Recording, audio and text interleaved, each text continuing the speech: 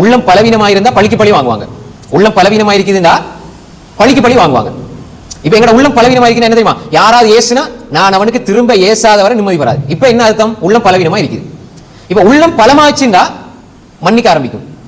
உள்ளம் பலமா இருக்குது, நான் மன்னிக்கிறேன், நான் விட்டுறேன், மன்னிக்க மறக்க ஆரம்பிச்சிடும். இது ரெண்டாவது நிலை. இப்ப மன்னிக்கிறதுண்டா என்ன? பலவீனமான நிலை. நல்ல நிலை. உள்ளம் பலவீனமா இருந்தா பழிக்கு பழி வாங்கும். அப்படின்னா என்ன? பழிக்கு பழி வாங்குறேன்டா அதுல மனசுல நிம்மதி இருக்காது. ரெண்டாவது நிலை என்னண்டா, உள்ளம் பலமா இருக்குது.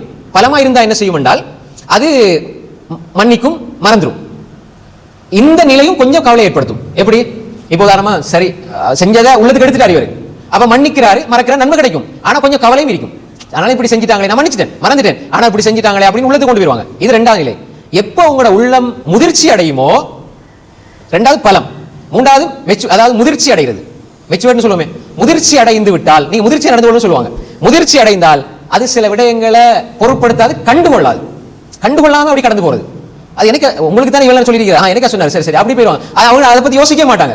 ஏன்னா அவங்களோட போக்கஸ், அவங்களோட எல்லாமே அவங்களுக்கு தேவையானது மட்டும் தான் இருக்கும். யார் என்ன பத்தி எதை சொன்னாலும் என்னிடம் இருப்பதில் எதுவும் கூட போறதில்லை, குறைய போறதில்லை. கண்ணியத்துக்கு பொறுப்பானவன் அல்லாஹ், இழிவுக்கு பொறுப்பானவன் அல்லாஹ். நாடினவர்களை கண்ணியப்படுத்துவான், நாடியவர்களை இழிவுபடுத்துவான். உலகமே சேர்ந்து இழிவுபடுத்த நினைத்தாலும் அல்லாஹ் கண்ணியப்படுத்த நினைத்தால் இந்த உலகத்தால் இழிவுபடுத்த முடியாது.